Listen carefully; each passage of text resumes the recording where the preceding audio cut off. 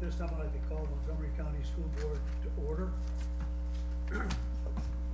Please please stand for the pledge of allegiance.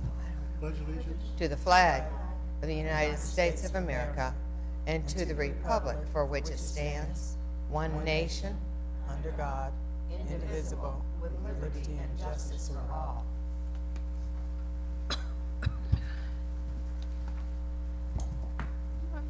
Board members, you have a agenda before you. There have been some revisions to it. They include additional field trips under consent items and a closed session following the open meeting. May I have a motion to adopt the agenda? So moved. Second. Thank you. At this time, Are we going to vote? We need to vote. We need to vote. All in favor? read a roll call. Okay, thank you. Okay, thank you. Aye. All in favor? Pardon me? All in favor? I didn't say that. I said all in favor. Aye. All in favor. Thank you. Aye. Any opposed? Agenda has been adopted. Thank you very much. Public address. At this time, at each of our regular meetings, the school board sets 30 minutes aside for citizens to address the board about issues pertaining to public education in Montgomery County. Each speaker is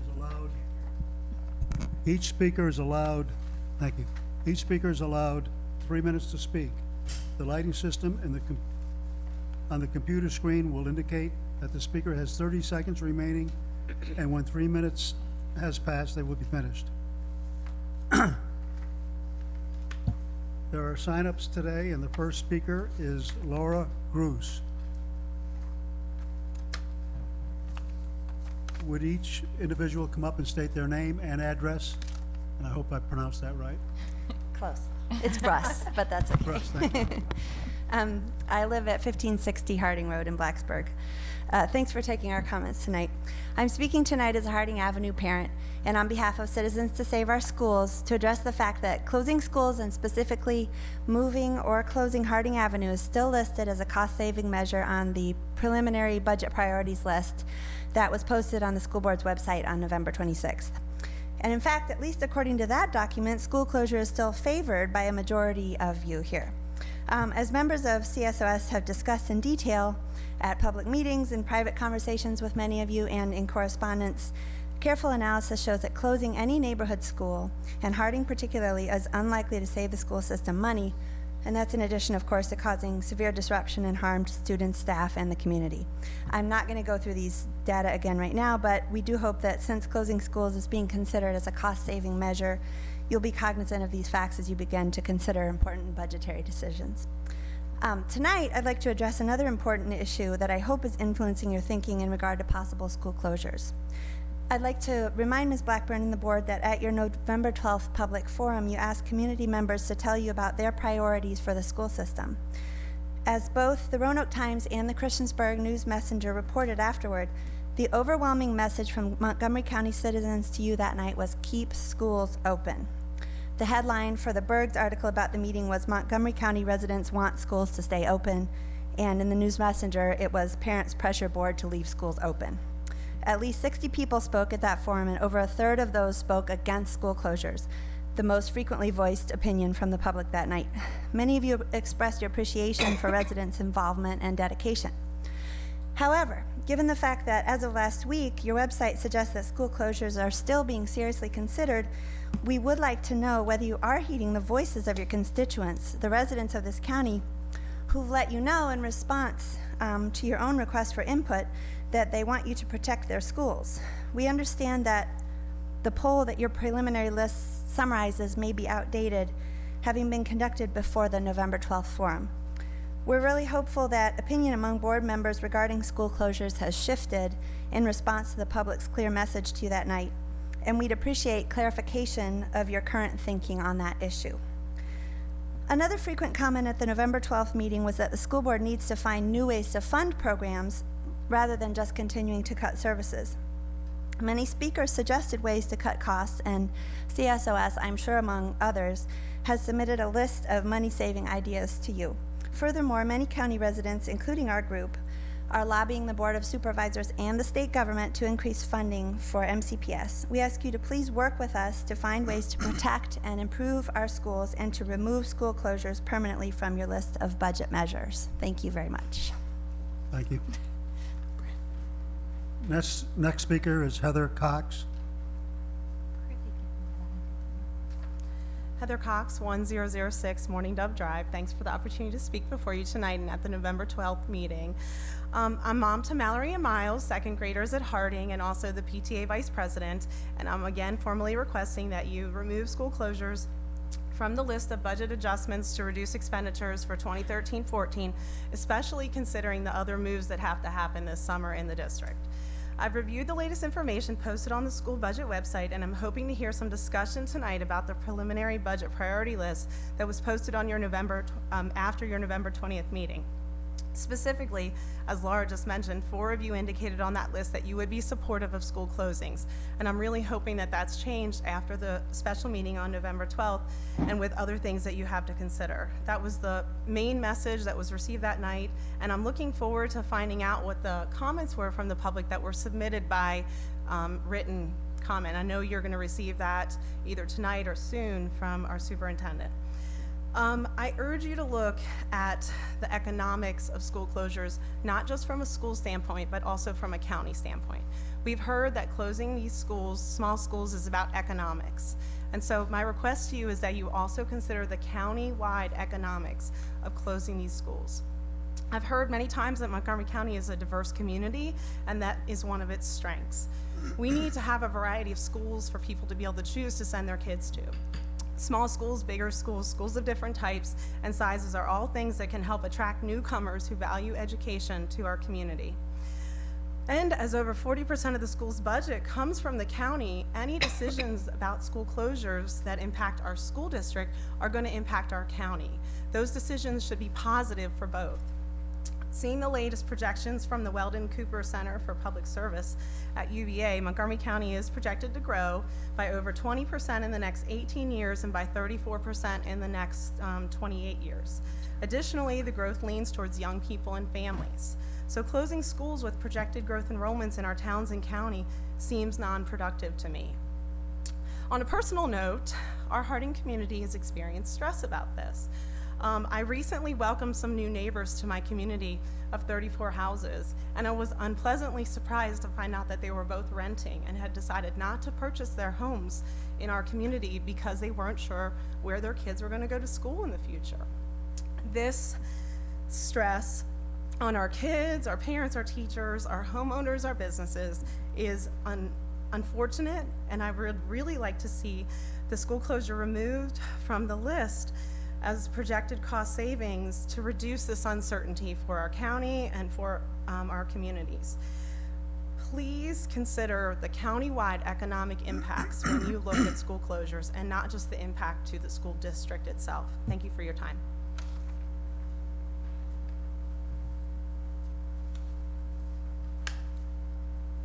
Next speaker is Jim O'Dowd.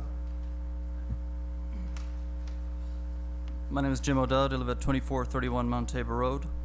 I'm speaking to you tonight on behalf of Citizens to Save Our Schools also.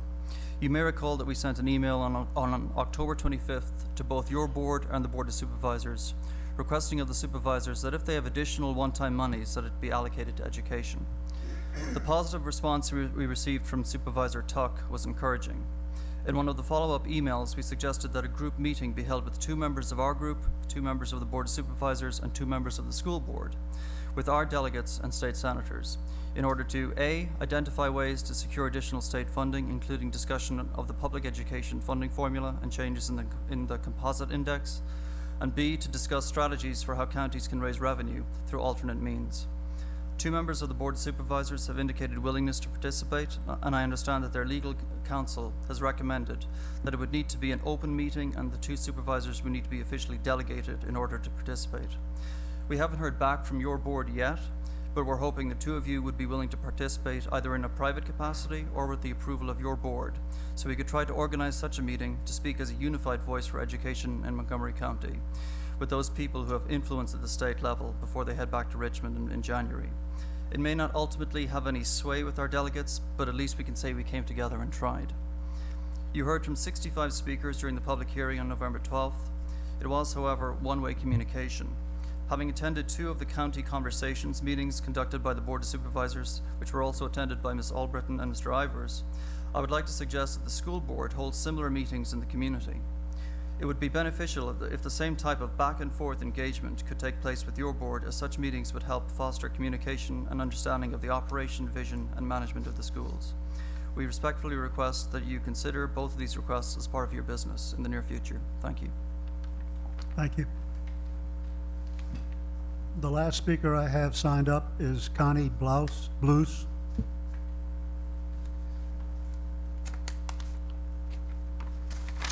Good evening, I'm Connie Blows, 2710 Mile Olive Road, Pulaski, and I'm the ESPE chair for the Montgomery County Education Association.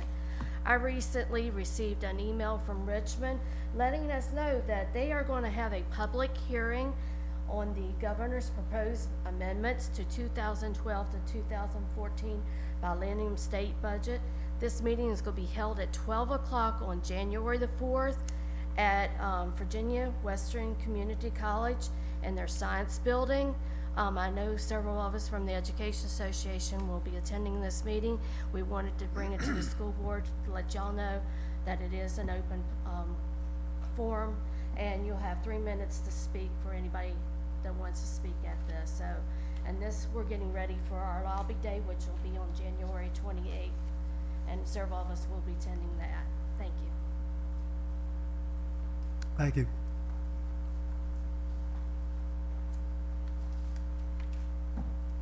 That's the end of the people who have signed up. If there's anyone else who wishes to speak, please step forward. Hi, I wasn't sure if I was going to speak or not, so I'm going to use my little smartphone here to speak from. My name is Sarah Kate Ellis-Falaka, and I live at 416 Ridgeview Drive, Blacksburg, Virginia. And I am here to state that I do not want any Montgomery County Public Schools to close, especially Harding Avenue Elementary. This is a wonderful community school that the town has invested in to improve sidewalks. The town has in its comprehensive future land use plan, and it is a social and educational center. And Harding Avenue is, as American Express would say, priceless. Please do remove closing schools as an option. And I agree with all the other speakers here as well. So, thank you. Is there anyone else who wishes to speak? Mr. Ivers. I do. Yes.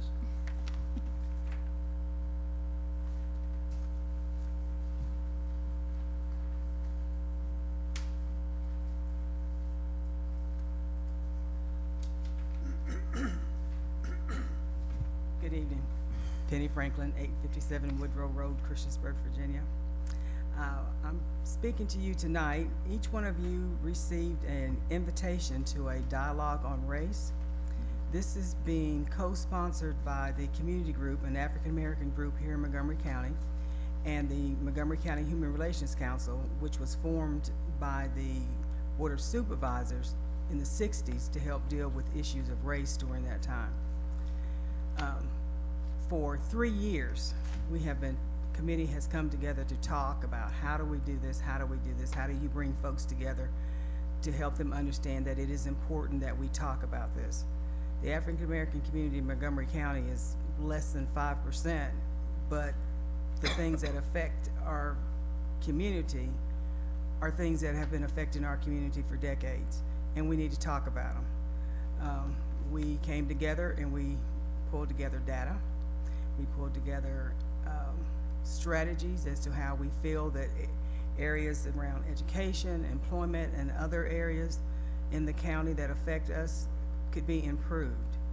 There's also information about how we actually feel about living here in Montgomery County. And folks need to know how we feel about that. We've done this work here in the county, in the district, and I think it was eye-opening to many folks to understand there's a big difference in a lot of areas when you don't look like the majority of the population.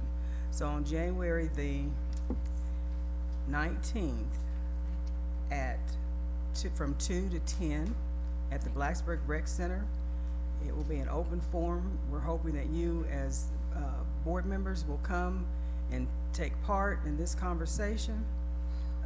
It will be well facilitated. We'll have lunch for you.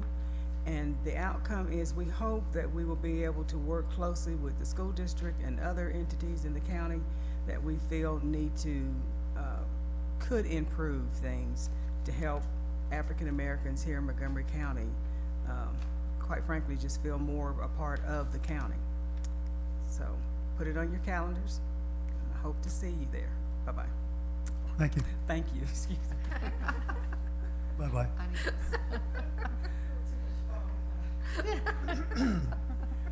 Is there anyone else who wishes to speak?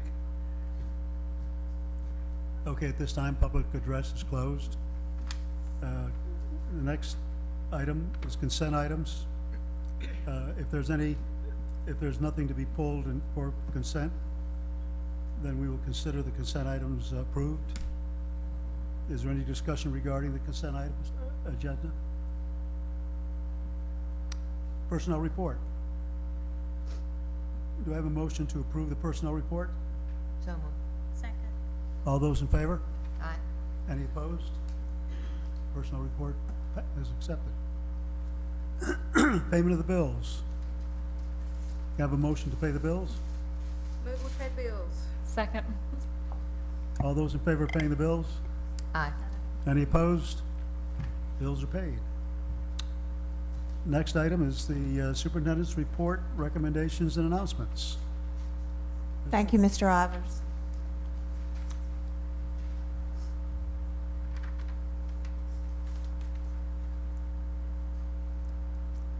First item tonight is a presentation regarding Virtual Virginia.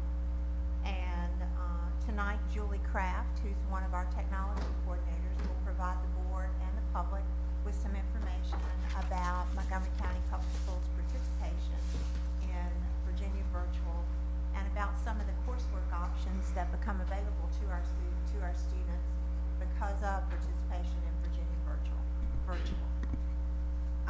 Participation in Virginia Virtual is an opportunity for school divisions to expand opportunities for students. It is not under the jurisdiction of any one school system, but tries to operate for the benefit of the many varied school systems in Virginia. So Julie, it's all yours. Thank you very much. Good evening, Ms. Blackburn, members of the board. At your request, I've prepared information to share with you regarding the Virtual Virginia program.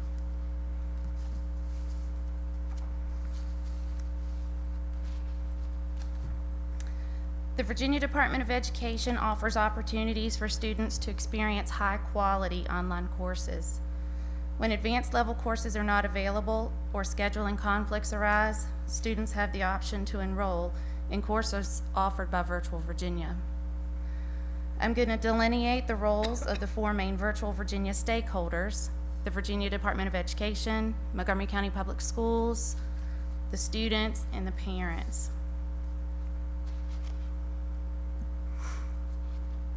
First, the Virginia Department of Education provides and maintains Virtual Virginia, the online learning environment. Employees licensed teachers who develop and deliver high-quality web-based courses, and they provide a platform of communication for all stakeholders. This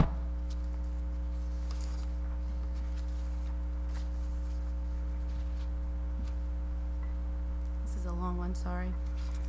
The role of Montgomery County Public Schools is to inform students of the opportunities that are available through Virtual Virginia, to enroll students in appropriate courses in cohorts. I'll take a minute to explain how the cohort system works. Since each school system in the state develops their own start date for the school year, Virtual Virginia offers 3 separate cohorts that all start on different Mondays. Students are assigned to the most appropriate cohort by the designated person at their school based on when our school year begins. MCPS also provides mentors who serve as liaisons between MCPS and Virtual Virginia. And we even provide well-equipped learning labs for virtual learners where there's access to additional instructional personnel like the AIM teachers.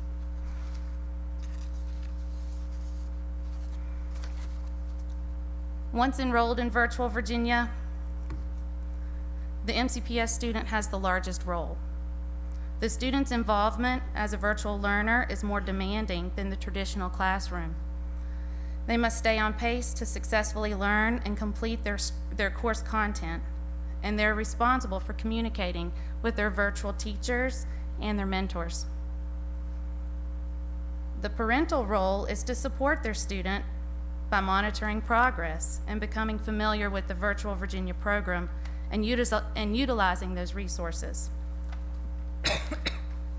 I think the best way to show you the resources that they have is just to go on out to their website, which is very, very complete.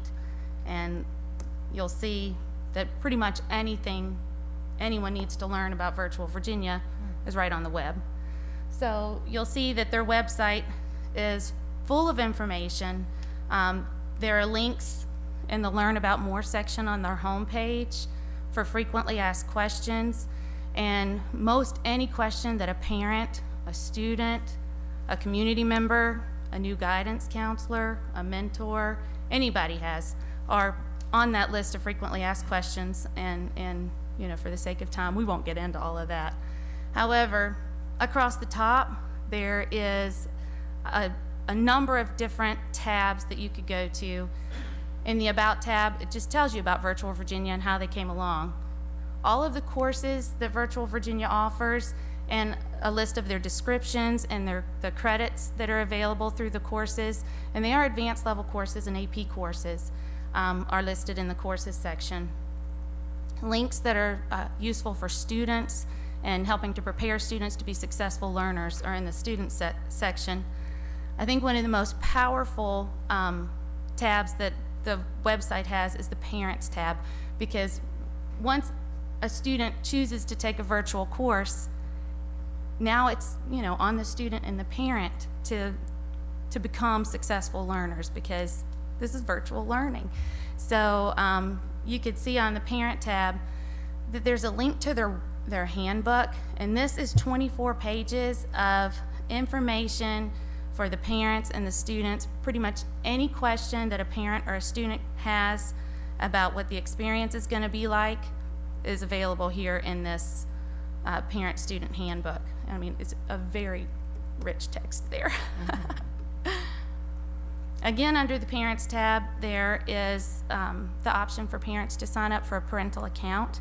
And when a parent signs up for a parental account, they're able to monitor the progress of their student and communicate with the instructor online.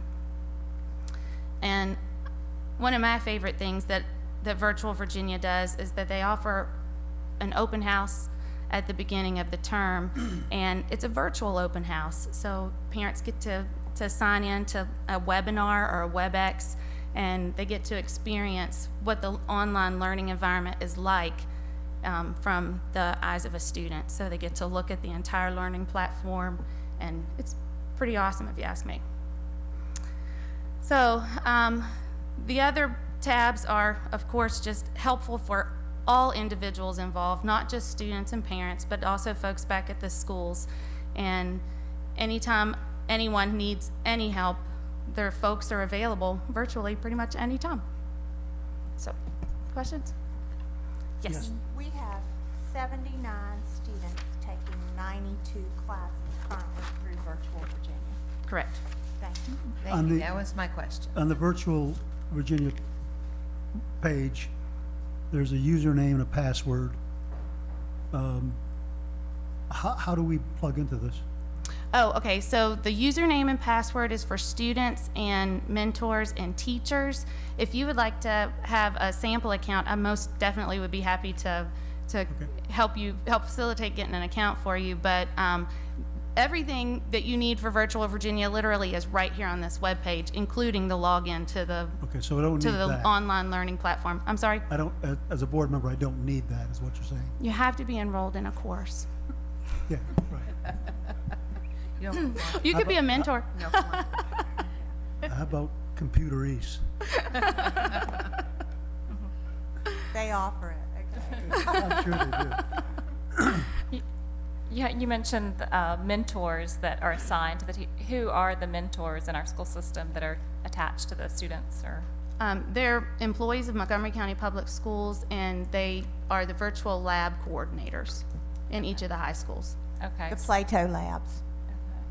So, for example, the public speaker that we had that has had trouble with the course, that would be a person that they would go to if they were having problems with the class? Absolutely, and that mentor or the guidance counselor or the principal in the building can help can either put in a work order or request help. Absolutely. And one of the issues was just really having that login, and it sounded like in this situation it took several months to get the login. Have you had issues with that before with the other students? Not to my knowledge. Okay, you talked about the cohorts, groups, and the starting dates. Right. So, you said there were how many, or is it just several? Each course has 3 different starting dates, and all of the starting dates are Mondays, and sometimes they fall 1 week difference. So if a student, like our school division, starts school on a Tuesday, there aren't any cohorts that start on a Tuesday, so the school designee, either guidance counselor or administrator, assigns their students to a cohort that is most befitting for that school. Okay. How many courses can a student take? Virtual courses can they take? You mean the courses that are available or at one time? At one time, how many can, as many as they want? There's no limit on the students that work with guidance counselors and the school principal, basically, the balance of class. We don't have a limit. We have a limit on external online courses, but not courses offered by Montgomery County. What's the difference? Did you, Phyllis wanted to know what was the difference between.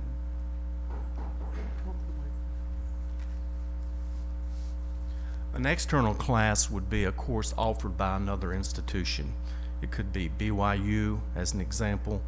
It could be another school division outside of Montgomery County. As an example, York County Public Schools is an online provider. Our policy says that students may take 1 online course per year that's external. Internal, they can take as many as they choose based upon the demands of their schedule. The external versus the virtual Virginia, is there generally a fee for the external courses? Yes, it would be. Okay. And Yes. who pays that fee? Well, an external class, first of all, the student would have to get permission. It has to be sought through the guidance in the school principal, and the fee is paid by the individual. And is it starting next year when there's going to be the state requirement that every high school student has to take one to graduate of these courses? An unfunded mandate, by the way. Okay. An So unfunded with these mandate. different cohort times of these classes, is that something that we should look at when we're planning the calendar, if that's a requirement? Currently here in Montgomery County, this year, we're actually working with several of our schools, and we're using the online course for econ and personal finance, which has been developed by the Virginia Department of Education, and we actually are providing that course in a couple of our high schools this year. And that course is being provided at no cost to our students. Again, there's still clarification that needs to be established through the Virginia Department of Education. Currently, the policy says they must have an online experience. It doesn't say they have to earn a credit, so we still are trying to get clarification from the state, but it will require that we provide online instruction for our students. But regarding the calendar, even if we started on a Tuesday, they would still have at least 1 additional Monday opportunity to start a cohort group. And since we have so many school divisions that start after Labor Day, the odds are very good that we would have an excellent opportunity for our children to get into a cohort. This course that everyone is going to start taking in finances, how much does that cost us? Do you know by chance? Well, the course has been developed by the Virginia Department of Education at no cost to us. The cost is in the instructor. And so each unit of instruction that's provided there, our student basically drives an FTE. So it becomes a cost from a standpoint of how much a teacher would cost us within the school division. One of our teachers in each of the buildings would be working with the students, but it would be someone who's already on staff, is that? That's what we're we've been doing doing so currently. far, Currently yeah. this year, yes, that's what we're doing. But going forward, when every student's got to do it, have we talked about what that might be costing? Well, we basically, as we're looking in our staff projections and staff analysis, we basically will be looking at the courses that are requested by the students, and we always try to analyze those course requests, those course requirements, and balance that out with the current staff, and then determine if we have to have additional staff. And we do that during the scheduling process. But this mandatory is going to be very different for us compared to elected at this point. Basically, anytime a course is mandated at the high school level, the cost can run as high as $600,000 to $800,000 if you have to put a course in for That's your what I wondered. instructors. And this is mandated but not funded. Again, thank you. That's correct. Got it. So the length of the courses, do they vary with our block schools? How does that work? The courses that are provided by, again, Virtual Virginia are set up so that you can take those either on a 4x4 block schedule and or a traditional schedule. They basically contain 135 to 140 clock hours of instruction for the students to meet the standards of accreditation requirements. Okay. When we have to remove a student from the district and we ask that they try to continue their education, they can't do this because they're not enrolled in the system, is it? They can't do Virtual Virginia if they're under an expulsion order from a regular public school, is my understanding. They would have to be enrolled, right, and or they would have to pay for it themselves. But I don't think for Virtual Virginia, again, they'll take homeschool students, so in theory, the student could enroll in Virtual Virginia, but it's like a $600 fee for each course they would take. And their advanced level AP courses. Yeah. Yes, most of these courses are advanced level AP courses. There are some standard classes, but most are AP courses. Again, the initial concept was to increase participation in advanced placement courses. But that takes a certain level of ability and readiness. But it's mandated that way. It's No, mandated the that way. Virtual Virginia is not mandated. The online course is what's mandated, not the Virtual Virginia AP program. Okay. The Virtual Virginia doesn't try to offer a comprehensive high school curriculum. Their role is not to offer every single course that a high school student would take.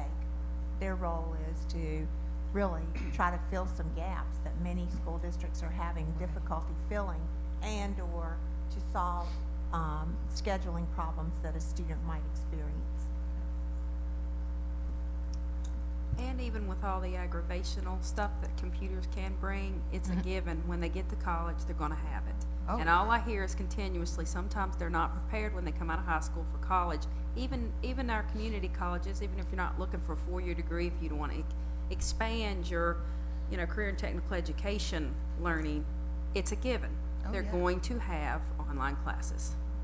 So Oh, I agree. they've got to learn it. I'm with you. It's just the mandate without the funding. Right, I hear you. I said with all the aggravations, it's still, Yeah. it's a given. No, I understand, totally. Wish And- I could take it. Any other comments? Any other questions? Thank you very much. Thank you, Julie, Thank you. and Nelson as well for providing us that information. Another subject that I'd like to bring you a real short presentation about sometime in the near future is our guidance pages that have been added to our website. They're very comprehensive.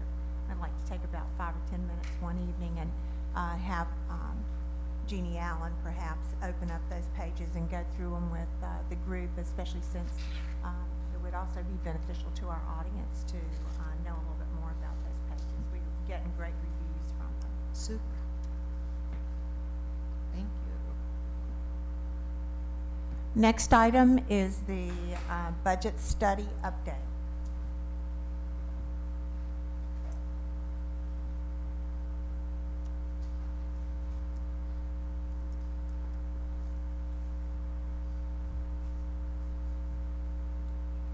So our staff is continuing to work to complete the budget studies which were approved by the board as a part of the 2012-2013 budget. And these studies were designed to assist in determining if there were potential cost savings and/or if there were efficiency measures that the board might want to consider as we construct a budget for the 2013-2014 school year. In the board's update this past week, you received a status report on each of the studies that were approved.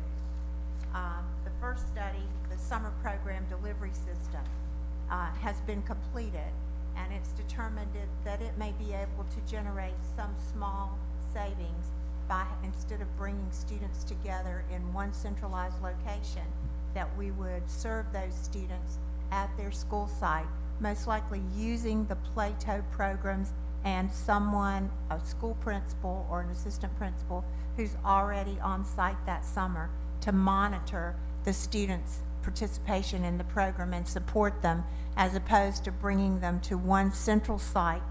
I think it's really important in that update to notice that the expenditures for summer school, summer programs in Montgomery County School has decreased, I believe, by over $400,000 since 2008. So that is a program that we have really done some tightening with.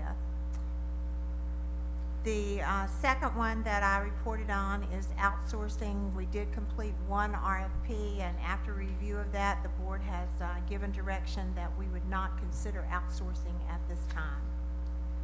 The third one is the sick leave bank, and there are some possible small savings that we could get from the sick leave bank. However, I think it's important to notice that it would reduce the benefits to the employees who are providing the day of sick leave to the sick leave bank. That one I'll think about as I get ready to make budget recommendations to the board. The fourth one that I reported on is the reduction in extended year contracts.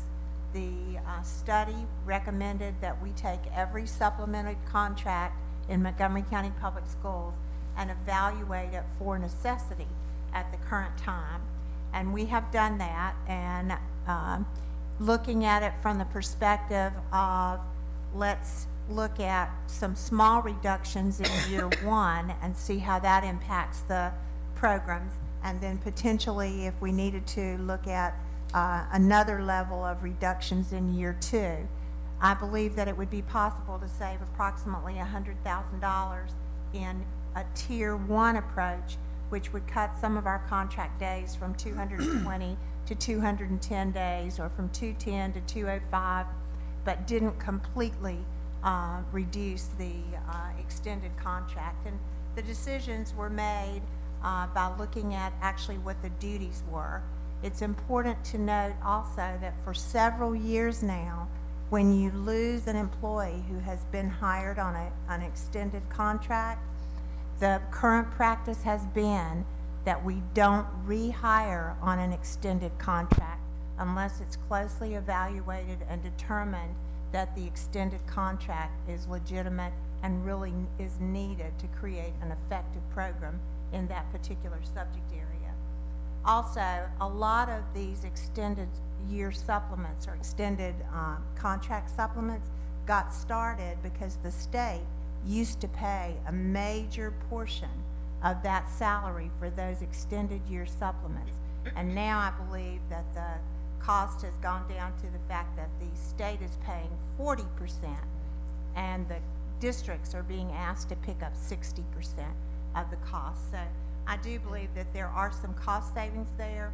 Of course, the negative to it is that these are people who in many instances have been in a supplemented position or an extended year position for many, many years, and it has become a considered part of their salary rather than perhaps a supplement. So it would actually reduce pay for some employees, but it is possible to do.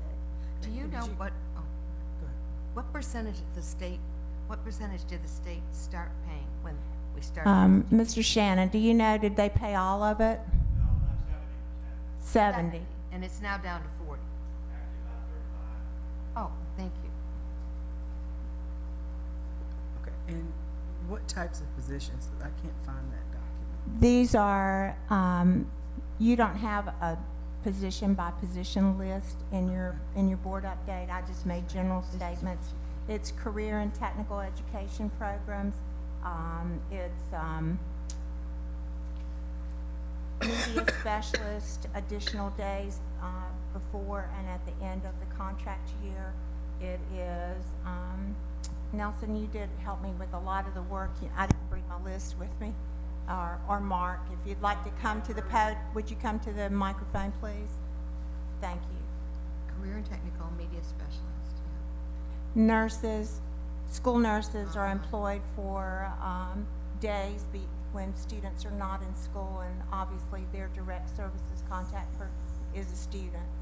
School nurses, librarians, all types of CTE. There are about 5 or 6 distinct ones that fall under the CTE. What also comes to mind is band, both marching as well as band director. The listing goes on for single space for about a page and a half. I'm going to venture to say that the different employee groups probably number about a dozen. Between the 3 of us, I think we've come up with 6 or 7, but we can certainly provide the board a listing of those position titles.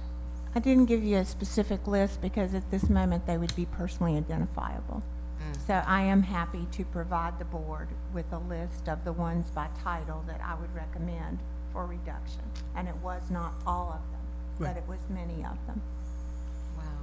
So how would we support those programs? The programs have changed, and we viewed it from the perspective that, and we engaged Rick Weaver with us as we looked at the CTE program specifically, and we believe that the programs can be supported without as many additional days. And one of the reasons that we believe that is that the board had endorsed a position that if a person who's on let's say a person who's currently in a 220-day career and technical education program resigned, retired, or whatever the district, the job would be advertised, the new job would be advertised as a standard contract year. And then we would analyze how many, if any, additional days were needed. So we have teachers in our school division doing the same job, some of whom have a 220-day contract status, and some of whom have 190, 200-day contract, because one is a person who's been in a role for a long time, and one is a new hire, and it was not assessed that we needed those additional days for the program to continue to operate effectively.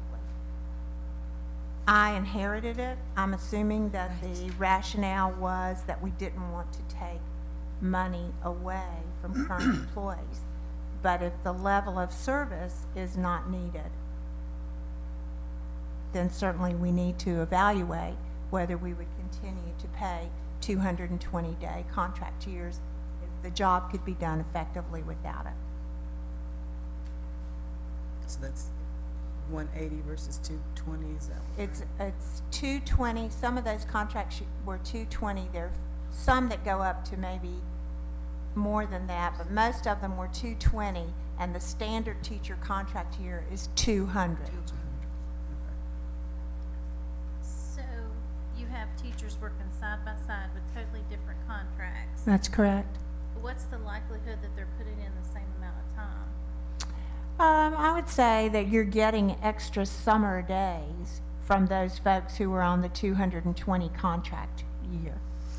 I mean, they are working more days. Whether another employee might be managing their time within the 200 days differently to accomplish comparable outcomes is very probable. Wow.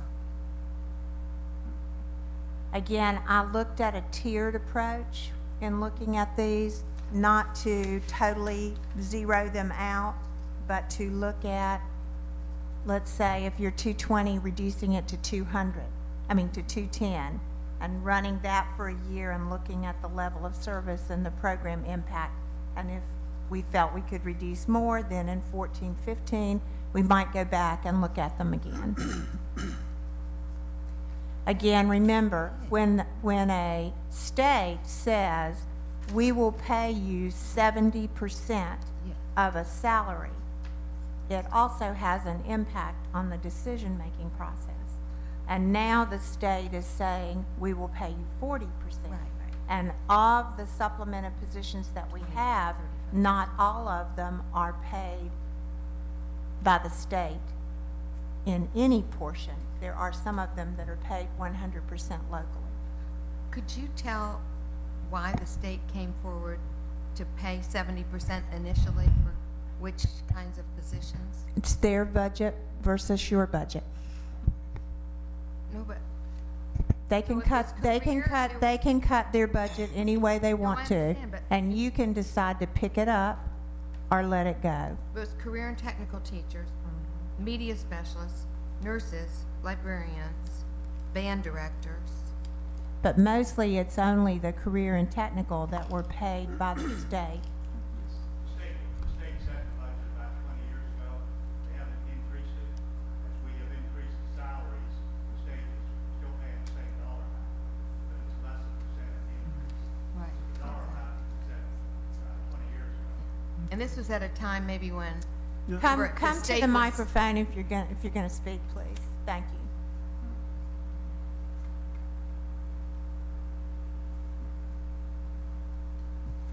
And maybe this was at a time when the state was pushing career and technical education more. Well, it's a difference that has changed in career and technical education. From 30 years ago, your career and technical was very heavy auto body, building trades, welding trades, some of your industrial trades, and those have slowed down. So the concept was the teachers who had those had a lot of laboratory setup, preparation, cleanup of the shops, and so forth. Even those high trades have gone into more computer work and components, so there's not as much in the cleanup, setup, and the using the heavy machinery that they used to do. A lot of those courses have changed. So over the last 30 years, your CTE program has updated and changed. The amount of money that the state set has not increased. It's stayed the same. So as we've increased salaries, changed the program, that just every year it's just the amount that state pay has decreased. And in added comparison to the programs rest. and increased enrollment. No change in the state. It's not FTE None, based. none. Okay. It's not what based? FTE based. Thank you. Any other comments? So, I didn't quite finish that, but All that's, right. I didn't quite finish. Okay. But anyway, that one, as I said, I do believe there's some cost savings, and I do believe that it can be done without a major impact on programs and/or services that directly impact students. Another study was a change in the length of the school year, which could net savings primarily from part-time salaries, because your other folks are on a contract year, and they're gonna get paid anyway. And it would only amount to about $35,000, and my assessment is that that kind of change in the length of the school year or the length of the school day would be extremely disruptive to parents and community, and would also put us picking up a lot more kids in the dark or in twilight times. So for $35,000, I'm not prepared to recommend it. Right. Thank you. Several years ago when we had, I think, about 15, 16 snow days, and we needed to tack on 10 minutes to the, and I swore then I would never, and I'm holding it. Okay. All right. So there are 4 studies that are remaining to be completed, and they are the middle and high school scheduling options, the virtual academy to enhance course offerings, and software standardization and shared services with the county. Yeah. Other than the consolidated services study, the other 3 should be completed hopefully by mid-January, but certainly no later than January 30th, and shared with the board for consideration in the upcoming budgeting process. So what are the next steps in the budget? We received the governor's budget on December the 17th. Walt and Katie and I will be participating in a Virginia Association of School Superintendents webinar briefing on the governor's budget on the 19th. We're going to brief the board on January the 8th. I'm suggesting that we schedule a special meeting in January between the 8th and the 22nd for preliminary budget discussions, at which time I would hopefully be prepared to make my recommendations to prepare for board action on January 22nd, at which time you would adopt a budget for public hearing. I'd like to just comment a little bit about some of the things that came out of the forum. You only, in your board update on Friday, received an analysis, a summary analysis of the written comments from the forum that we held. And so I will post those tomorrow. The priorities from my conversations with the board have not been updated because you had not yet received the remaining information from the public forum until you got it on Friday. So another part of the next steps would be that hopefully at our meeting on January the 8th, the board would have an opportunity to make known what your priorities are in relationship to all the things that we've talked about to this point, and that would hopefully provide some additional guidance in the recommendations that I would bring you back sometime between the 8th and the 22nd. So at the end of the meeting tonight, there is an opportunity to talk a little bit about some upcoming meetings, and I would hope that the board would, at that time, consider setting an additional special meeting for budget discussion. I'm certainly happy to answer any questions you have about the studies or what I view as next steps, and or we've got Walt in the audience to help us with that as well. Do you have any information that you can share about the middle school and high school schedule study? I know it's not done, but. Well, I would say this: how you schedule a school can either cost you money or save you money. And the statutory requirements are that teachers spend no more than 5/6 of their school day in direct student instruction. So in some schools you may have teachers who are teaching less than 5/6 of a school day because of the schedule or because of other duty assignments or those kind of things. In some schools you have teachers who are teaching 5/6 of the day.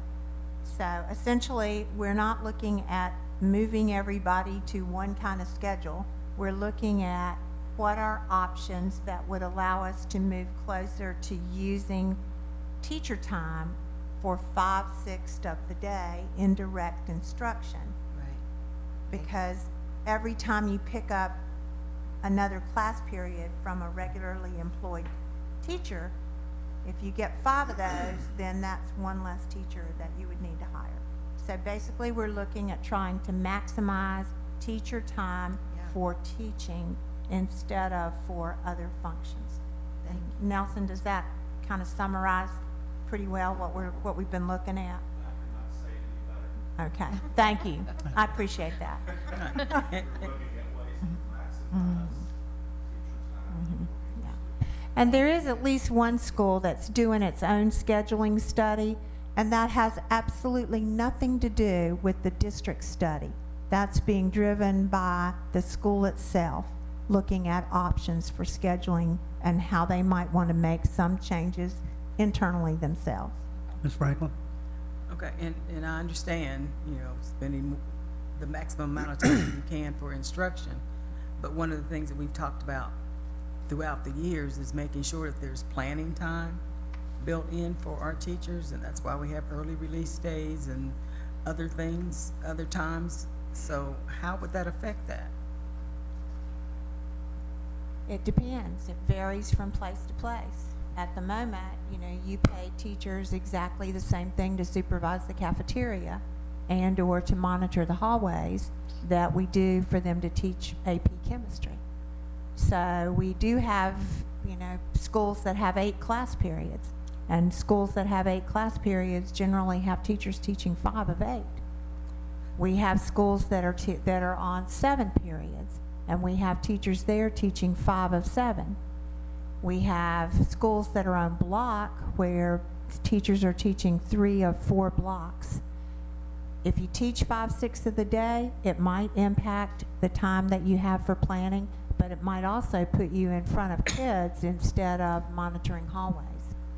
That we can use our school administrators and/or look at other ways of doing those kinds of functions. Because I was gonna say, those functions are important. Oh, I understand that. I've Yeah. walked 1,000,000 miles in 3-inch heels in the cafeteria. So I do understand, you know, No. how important it is. But I also know that when you have the need to maximize your resources for student instruction, Right. that sometimes you have to make difficult decisions. And one of the ones that we made that I think was difficult was removing the elementary lunch aids. But yet we are finding a way to keep our cafeterias safe.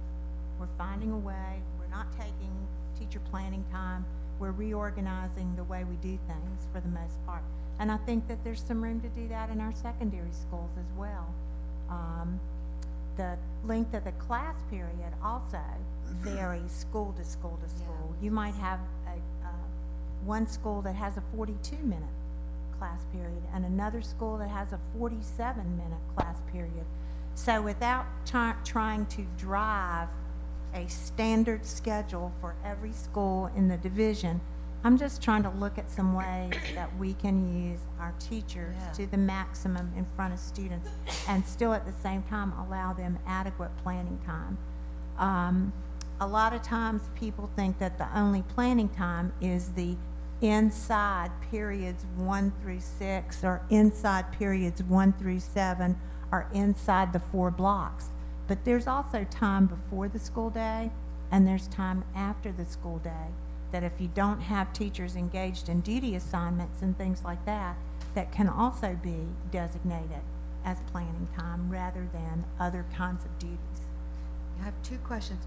Are you working? It's a different way of doing Sure. business. I mean, you No, know, it's that's exciting. That's what the study is about, is But- to see if there are ways. And you're working with the teachers on this? We are working with a group of school principals, and we're looking at the master schedules. The teachers can be engaged in the process. How? Along the way, if we get ready to make a change in a school schedule, I'm only going to come back and tell you that if you do X, Y, or Z, that it would save you a certain amount of dollars, and here's a way that you could compensate for the planning time or the changes in how you would manage the school day. So that's what I would do, and that would be the point at which you would engage teachers in the conversation about structuring an actual schedule in a school. Right now, it would not be the right time to do it, because basically you're looking at laying out a master schedule inside a bunch of little squares and seeing if your resources match the needs of the student, not actually assigning teachers. Any other comments? I just wanted to comment on the budget priority list that's on the website from with us. I think it was a little bit misleading the way it says on our website that it was during the November 20th meeting that that these were determined, because those were determined during conversations that you had with us Right. before the public comment meeting before November 20th. And so I think the public believed that those were conversations that how we felt, and you know, it's just, I'll look at the wording, not meant to be that way. Yeah. When I presented it in this room, I think I was pretty clear that I got it in conversations with you all prior to any board meeting. So I'll be happy to look at the language around that. And I've always been fascinated with the different class period times.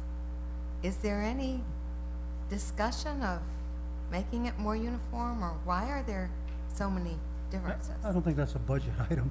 Well, We in a can way bring it it up. is, Yeah, we because can bring it's it up teacher later. time. It's use of teacher time. And that's what they're Well, working on. A school should have some control over how their school is scheduled, because Oh, they okay. know their needs and they know their student body and their teachers Okay. and that kind of thing. but not exclusive control. Okay, thank you. The items that you mentioned were very heartwarming for me because you didn't hurt kids in any of the things that you said. And I think that's important. We've had Supervisor Gary Creed speak to us about the closing of, not closing of Shawsville Middle School. And we've had Supervisor Chris Tuck spoke to us about doing something about the conditions of Christiansburg High School. And we've had Supervisor Matt Gabriel advocating to keep Harding open. And it's nice to hear that these men talk about their constituencies and their constituencies' desires. I happen to live in Blacksburg, and my neighbors are pretty happy and satisfied with the way things are going there. And I guess I should probably sit back and say, well, what's my problem? I really don't have one. My constituencies are fairly happy, except I've come to a crossroads, and my job, as well as all of our jobs, is to protect our children. Not just children of Shawsville, Christiansburg, or Blacksburg, or Blacksburg neighborhoods in Harding. Our job is to protect all of the Montgomery County children.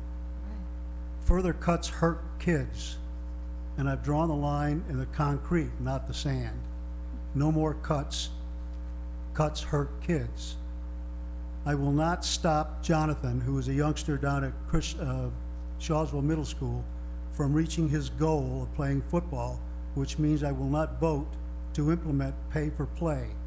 I will not hurt Jonathan. I will not stop Sam from attending Harding Elementary School, which means I will not vote to close any schools. I will not hurt Sam. I will not stop Joe, who lives in Christiansburg, from attending the governor's school. I will not vote to stop that funding. I will not hurt Joe. Along with that, there are two youngsters down in the Auburn Elementary School, Ariana and JJ. I will not hurt them in any way, and I will not vote to cut any more positions. I will not hurt these children. There's children throughout the whole county that I could have stories, or that would have stories that they could tell to us. I've just given you a snapshot of the hurt we need to avoid. The supervisors have already shown support for the coming budget cycle, and I know they will continue. I'm sure that they will support the Montgomery County parents and not hurt kids. Over 400 people attended our forum several weeks ago. Parents, students from all over the county spoke about further cuts and the ability of the education they need to become, for their children to become productive citizens. I will support those 400 students, and I will not cut. It hurts kids. Thank you. Just a couple of things. In the meantime, my staff and I are going to continue to look at options for efficiencies.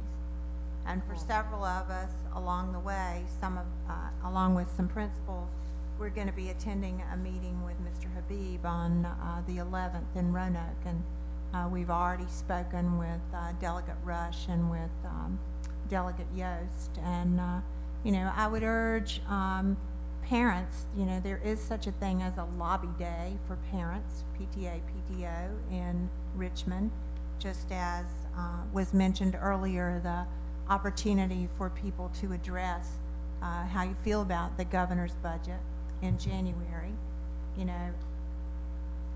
There's no desire on the part of any of us to hurt children or to hurt communities, but you can only spend the same dollar one time. That's right. And it's a lesson that I learned very early in my life, and I continue to learn that lesson on a daily basis. And I have gone across the street for each of the across the street no longer. It used to be across the street. Now I'm here too, so I don't go across the street anymore, and that's nice. We're moving into Building C. But I've come here in each of the last 3 budget years and presented to the Board of Supervisors a needs-based budget. And I hope all the folks who are out there saying, we can't do without this, and we can't do without that, and we can't do without something else, will be standing behind me if I come across the street, literally, again, with a needs-based budget. Because what has happened to me in each of the last 3 years, and what has happened to the board members seated beside me, is that I have come across the street with a needs-based budget, and I've come back to Montgomery County Public Schools Board with the need to make dramatic cuts to that needs-based budget. Last year to the tune of $4 million. And you cannot continue to do business as you are doing business unless you have some more money. And that's the bottom line. I can ask for the moon, I can ask for 3 moons, I can wave magic wands, I can do anything you want me to do. But unless I have dollars in hand, it's not going to look the same that it looks this year. And that's all I can say.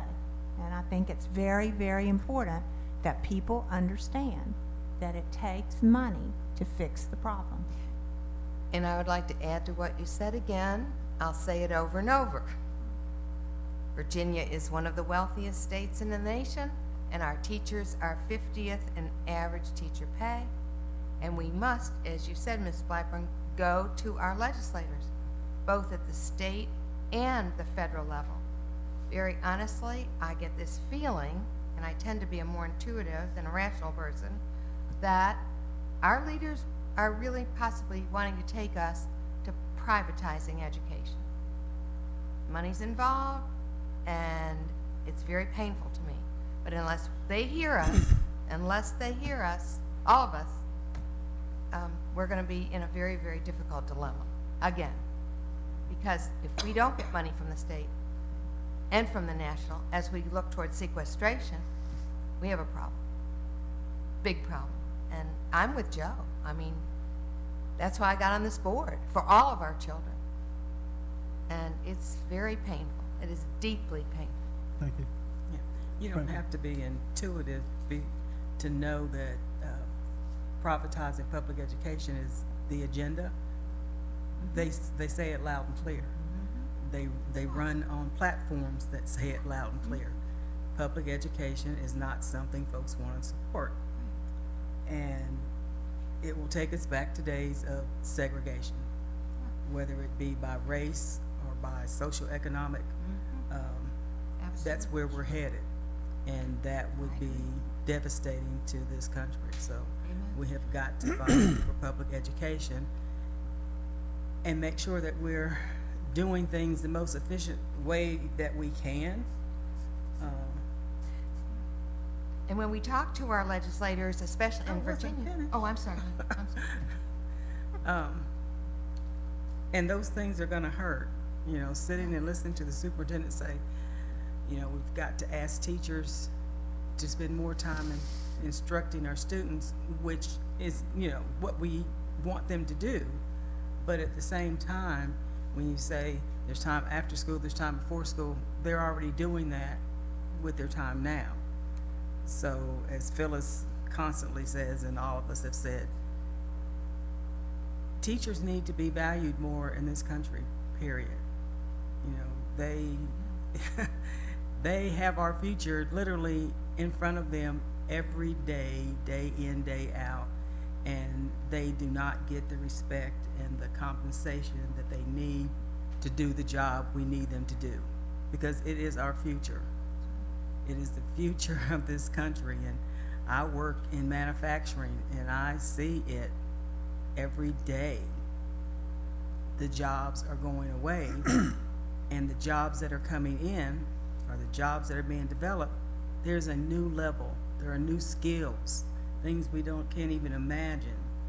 And if we're not paying our teachers to be able to keep themselves educated, to be able to teach our children, I mean, virtual schools, virtual classes. I remember just 10, 12 years ago, when my daughter was going to do that, I'm like, ooh, that's going to be a challenge, right? But it's the reality. And now she actually has a certification through virtual school, you know, and it's, the world has changed, but the bottom line is the teachers are the ones who are doing that. And we've got to figure out a way to make sure we're supporting that. Well, I would reiterate that I've been very upfront about my priorities, and I will say it again because I think it's important to say it. We have to be able to attract and retain the very best teachers we can. Amen. And the salary issue is huge, including the additional 4% VRS transfer and something in employee compensation.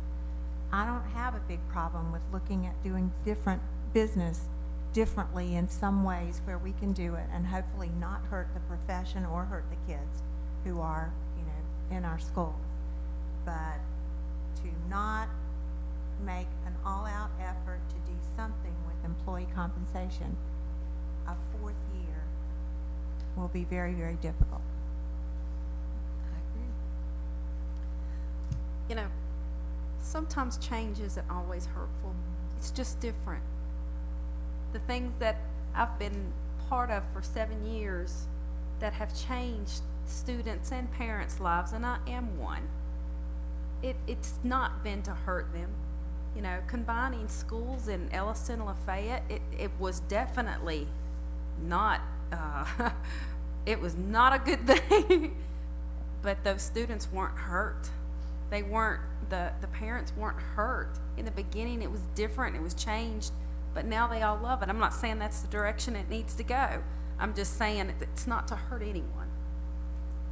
I think some would disagree with that comment, that they love it. Really? Yeah, Because I can tell you, as a parent of a student who moved from a small school to a large school, my son doesn't like it. He wants his small school back. Not because of anything at the large school, but he likes the small school setting. And that's, Right. you know, he's not gonna get to go back to that, but Right. that's a part of change. Exactly, and that's kind of, it's different. The one thing that I've noticed definitely in the schools with some of the changes we made this year is the cafeteria aides. And I don't know how much feedback you've got from that, but Friday I was at the school at lunchtime, and, you know, unfortunately a lot of the teachers deal with discipline issues during lunch period. When do they eat? that's right. They don't. That's exactly I right. can guarantee you they don't. Because that's what happened. And I observed it. I sat there for a while and I watched it and I watched it and I really didn't say anything. But I later found out through my own child that the teacher ate when they went back to class because that was the only place she could eat. She spent her entire lunch period dealing with discipline issues. So some of the changes that we've made are already hurting the students. And we know that. And I don't know how we can cut any deeper. The last 4 years I've been on this board, and maybe even longer, Penny, your memory's much better than mine, believe me. We've cut every year for the last 4 years, and maybe it's been 5 years. Yeah. And I'm done. I will not cut another thing. I will not do it. There are other ways of doing this. Superintendent came up with some good ideas. We need to go to the supervisors. They already have indicated that they're going to support us. That's what I've seen. We need to go to them and say, we can't cut another thing. And here's our budget. And what our budget is what our budget is. But we can't do it just as a board. We do need the community behind us. If the community decides that, wow, he said he's not going to cut the schools, my job's done, then we're in trouble. We need the community, the complete community, not just Harding, not just Shawsville. We need the complete community behind us. We need to stop cutting. And not only at our Board of Supervisors level, but state and federal. And it's a lot of work. I've done it all my life, starting with PTA council years ago. In this community, we'd go as a council. And this tax credit thing is really very upsetting to me.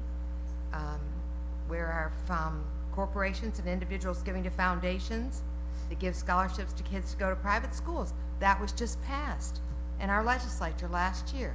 How many people in the state know that? I just think that should be rescinded, and I don't know. I'm just, we have to talk with our legislators. The money is in Virginia. The money is in Virginia. And we'll see what happens. Okay. Got one more comment. Ms. Franklin. Because it is a reality. You know, we have lots of folks in the county who say, raise my taxes for education, raise them, and folks that say, we have the money, we have the money. Well, there are a lot of folks in this county who don't. That's right. Plain and simple, they don't. Sure. So,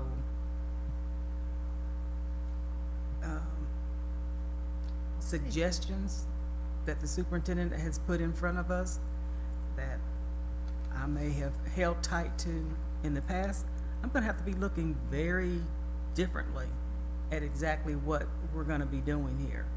Because I know a lot of people out there who just can't. They will not eat, they will not have homes if taxes are raised much more. And that is an absolute reality. So we may not have ways of bringing in money as a board, but there are some things that we have to make sure we keep in consideration. And as far as Virginia being very rich, well, most of that money is in northern and the Tidewater area, not necessarily in Southwest Virginia, and it gets divided up that way. But we are a state. We are And a state. well, And we could, if we there- care as a state for all of our children, it can happen. That's where I'm coming from. Ms. Blackburn. Okay, that pretty much finishes my update, and I have, takeaway to check on how the verbiage is about the board priorities on the website, and then some other things that I owe you that I've talked about in the conversation today, including at least a list of the kind of positions that I would recommend changing supplements for. Next item, VSBA conference reports. We had Ms. Woolsey, Ms. Bond, Mr. Ivers, and Mr. Jones, who attended VSBA, and we wanted to offer an opportunity today if there was something that you'd like to share back from the conference. We'll start with Ms. Woolsey. Sure. I guess the sessions that I attended kind of revolved around technology. I was just really impressed with, do you say Spotsylvania? Is that how you pronounce it?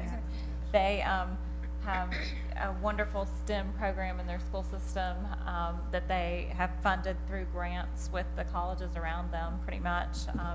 8th graders working with 5th graders, and mad about STEM after school, and all kinds of different programs. So I was just really, I don't know, a little bit jealous, but maybe we have a lot of this going on in our system that I don't know about yet. But and then also I learned a lot about Henry County and their iPads in their elementary school level, and they received those because of a pilot program that the state of Virginia asked them to participate in. So I really enjoyed learning about the technology and thanking, and most of the funding for all of this was through grants that these people have written. It wasn't anything that their county was funding really through state or federal money. So And does it that can money, be done. and it's a one-time grant money that would pay for the initial needs of the programs. Right. Yeah. Oh, and a lot of them, especially Henry County, has some of the highest free reduced lunch rates in the entire state, and unemployment rate as well. So unfortunately, we have a set of positives, but we have a set of negatives that are not quite as negative as a lot of people's. Our 40% free reduced lunch rate looks like nothing compared to a district that has 75%. But when you look and you see 10 kids, and you know that 4 out of every one of those 10 is on free or reduced lunch, that's powerful. But in another county, you look and 7 out of every one of those 10 kids, and they are competing very aggressively with some of the grants that are needs-based. And Henry County also has a business beneficiary that has set aside quite a lot of money for some of their technology initiatives. I don't remember the company name, but definitely the playing field is not always level. Right. I can assure Yeah. you. But I thank Joe and Sarah for pushing our foundation. Oh, yeah. And I'm really looking forward to seeing what we can have our business people doing as well. So I thank you guys. I'm hopeful. Ms. Bond? Well, I went to two. I tend to stick with the things that I know more than going to a seminar that I don't have a clue about, like taxes and things like that, or law. One of the ones I went to is career and technical education, and they were just talking about how, learning, even though it's hard to accept sometimes, students don't look at it and learn the same way we did when we were in school. And that's hard to accept because I think sometimes we continuously talk. Yes, and we continuously talk about, well, when I was in school, or this is the way it used to be. You know what? Kids don't look at things the same way we do, and we have got to understand that. Absolutely. And they don't see it the same way we do, and they don't feel it the same way we do. So that was a big thing they were talking about, the fact that a lot of vocational education, which I still call it career and technical education, needs to be based more on what the jobs are needed for today's society. Thank you. And it was just a big approach to a different kind of learning and an open setting, and but really kind of trying to communicate with the child, and also encouraging that this is what's out there that is needed. I mean, they were talking about how surgical readiness was really needed, and they're trying to get that into career and technical education and things like that, opposed to just cosmetology. I'll use that for an example, or auto mechanics, and all those things are great things, but there's so many more needed jobs that sometimes are getting bypassed, that these children that don't want a 4-year college education that can excel with. So that was really cool. What else did they mention, Jamie, besides surgical readiness? I mean, that was just one of the ones that but what they were doing was there's 16 different career clusters, and they're trying to make it, they put it in like 79 different pathways. So they're trying to cluster, and that way when the student graduates, they've got a little bit more of a rounded idea of where they're going and what they want to do. If they want to implement college with that, then they can. But we're talking about budget cutting, but as you were listening, did you feel that there are things that we in Montgomery County should be doing looking forward? Was there anything that really hit you? I mean, they were talking about open spaces. I think we're doing that. They were talking about wireless. We're doing that. Sure. Those kinds of things. And I don't know. It's just the thing that really impacted me more than anything is when the person stood up and said, you got to understand kids aren't thinking the same way you thought as parents. Because it's the truth. It's the truth. And career and tech is going another direction as well, and that's why I was curious if you got other. Right. And the next one I went to, by being so heartfelt on the pay-to-play thing, everything I've tried to do, I've tried to learn, because that's one of the things that has been near and dear to me, because it's not from my experience in high school, it's from seeing it through my children's eyes. And until I think you've had something that's experienced through your children or someone you know, how can you express an opinion when you've not walked in those shoes? So by doing so and feeling so hard with that, I try to go every year to this seminar, and I try to learn everything I could about VHSL, which I'm not going to bore you with all the details, but finding out when they were founded, what they stand for. Their board of directors is made up of teachers. They're made up of, principals and parents and PTA. I mean, it's a mixture. How many schools participate in VHSL? And one of the questions was the pay-to-play option. And the schools, and the room is always packed. And the people that were there talking, they were saying that there were a few schools that did have pay-to-play, but it was not $100. Not any of them were. They were like $20, and it was across the board $20. It wasn't not this and not that. It was, and they said that, and sadly, that they thought that, schools were starting to have to do things like that, which they hated to see that, and they were trying to do everything they could to prevent it, but they knew some schools didn't have an option. But like I said, the schools that I talked to and were there and chit-chatted with them, there were none of them that kept it anywhere near $100. So that was the other one that and they've just, we're talking about how they've continuously tried to keep their money down, but that and they were going over all the different things that were in VHSL. It wasn't just sports. it had all kinds of other things. I mean, scholastic bowls, and it was a array of everything. So. Ms. Blackman? Well, I would have to say the most rewarding part of what I did happened to be an activity with the superintendent's late on the afternoon of Thursday.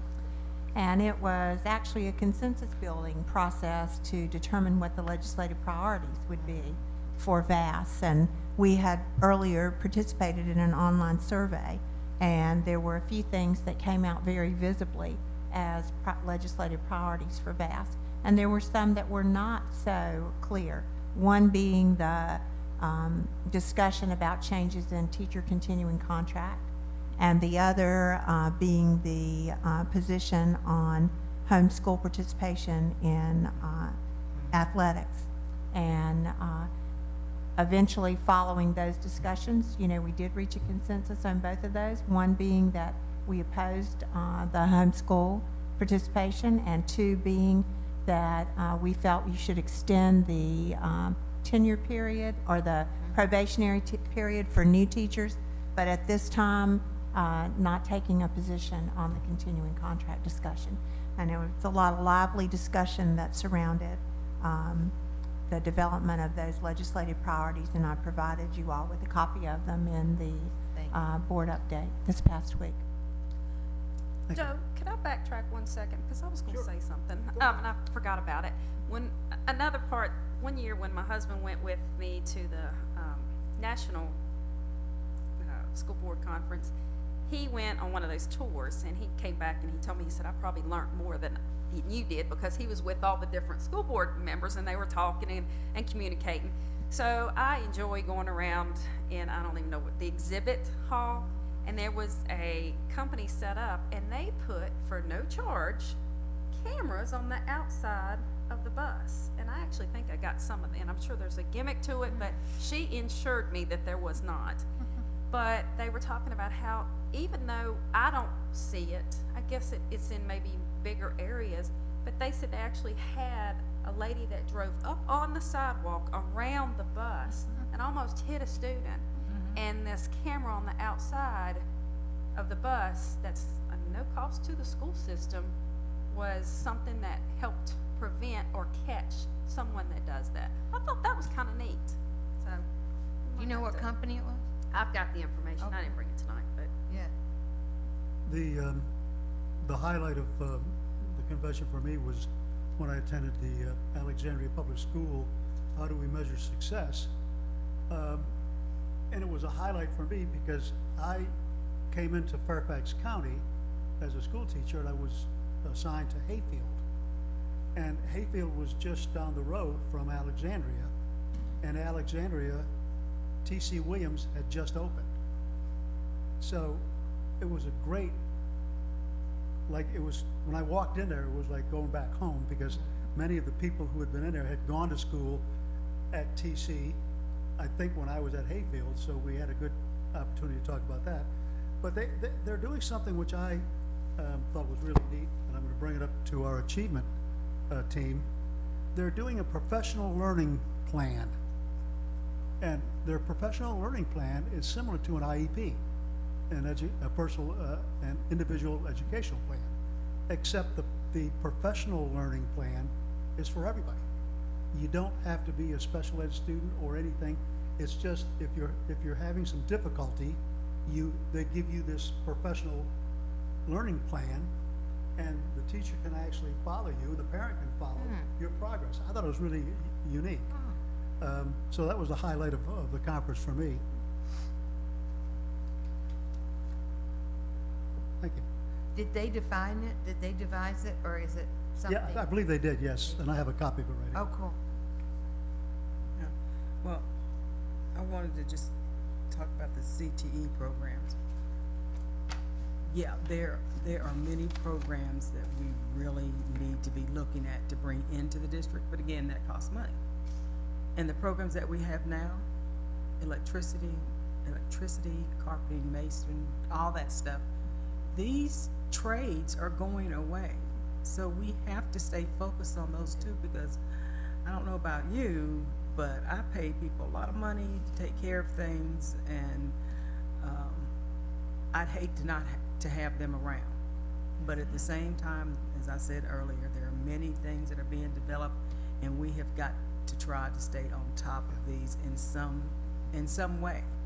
I mean, even if it's virtual, you know, somehow or another, we have got to help children understand that these opportunities are out there, and even if we can't provide it for them, help to guide them in a way that they can. And some of that comes through partnerships with employers, corporations. If you need these types of skills, then we're gonna need you to help put some money into developing the programs. Excellent. Well, and as I've said many, many times, it takes a different mindset. People have got to change their mindset. When I first came to Christiansburg and worked for Bob at Bob's Barber Shop, one of the ladies, when I worked in Blacksburg, that I knew, stopped in for a haircut, and we were talking about an old friend that used to work with me, and she said, oh, she went back to school and got a real job. Thanks. Well, Right. okay. And Right. sad to say, that's the way people perceive career and technical education workers and, you know, or professionals. And I think that's the mindset. Has changed a little bit, but it's still a long way to go. And I think we've got to change the mindset that people are professionals and want the same quality of life, whether they have a 4-year degree or whether they don't.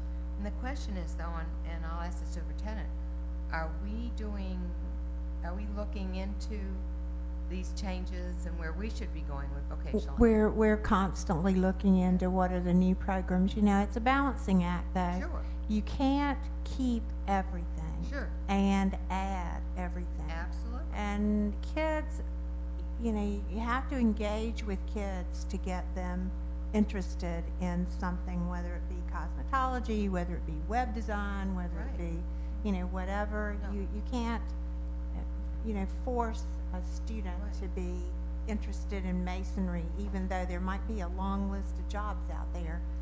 Maybe when they're 22 and they've been out there looking for a job and can't find one, it becomes a lot more attractive. And part of our challenge is to try to give kids and parents as much information as we can about the high quality CTE programs and other programs that we have, and about the academic nature of so many of our career and technical education programs. I mean, you know, they have high quality academic structures inside career and technical programs, and you know, they just as valuable as a 4-year degree in whatever. Oh, I think So the whole board agrees with that. it's an education thing. You know, the American way a lot of times has been that a kid needs to have a college education, and you know, that's not necessarily the only way to be a great, productive, satisfied, happy, you know, person out in the work world. So we constantly work on that. In fact, I spoke to the BHS students about that 2 weeks ago. But my question is, first, are we looking like, you know, Jamie's suggesting some new Yes. roads, some new vocational roads, and we are keeping. Well, I think we do a fabulous job. Yeah. I just think, like I said, Yes, I would invite you to come and take a look at the CTE Expo with some of the things that Where is it? we've been doing it the last 2 years at the Christiansburg Rec Center. We're going to do it again this year. Okay, And I it'll couldn't be go our 3rd year when we do some displays about the CTE programs that we have, and some great opportunity to see some of the things that our kids do. And my kids love taking CTE classes. They loved it. And I spoke to parents going into that exposition last year or this year, and they said they bought their children to see what other opportunities were out there for them.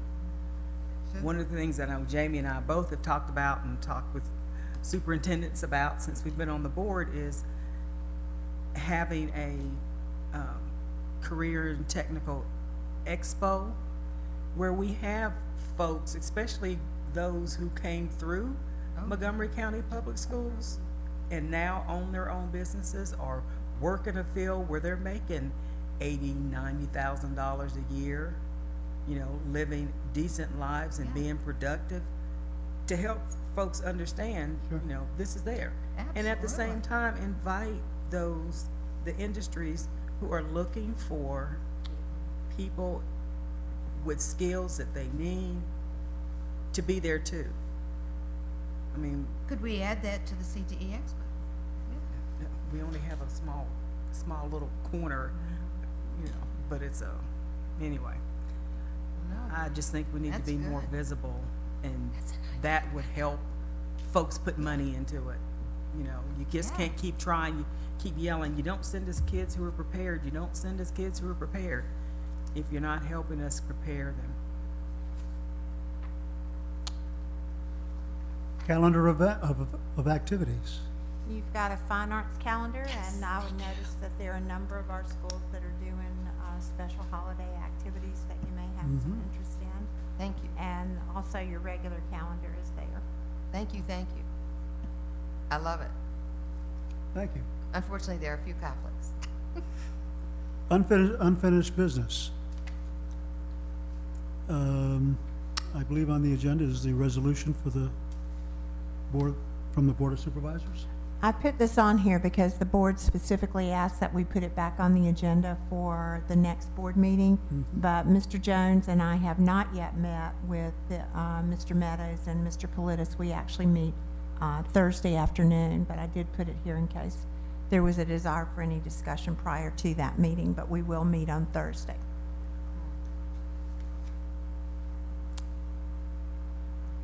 I've got Go ahead. one item, unfinished business.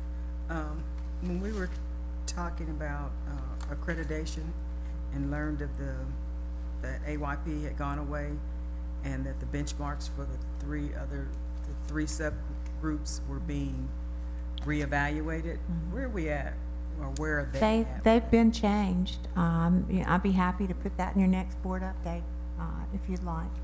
They've been readjusted with the feds, and although they are still different, they are decidedly more strenuous and more alike than they were when you saw them the first time. Would you like for me to put them in there? I would like Okay. to see that. And another question related to that. Even though I know with when No Child Left Behind came along, each state was given the leeway to come up with their own program. So with these benchmarks, are states or districts given the ability to say, we choose something different? They're different everywhere you go, but their similarity has become they've become more similar than they are different from state to state to state. For example, one of the things that will happen in Virginia is that the size of the subgroup population in order to receive a score, it has been reduced dramatically, so that many schools that used to not get evaluated for a specific subgroup, Montgomery County specifically with African American students, because it is a 5% population. Some of our schools virtually with no African American students will be given evaluated on the subgroup. So I'll write you up some summary information. I think it's a step in the right direction as far as trying to make them state to state more similar instead of so different. Okay, thank you. Any other unfinished business items? Let's move on to new business.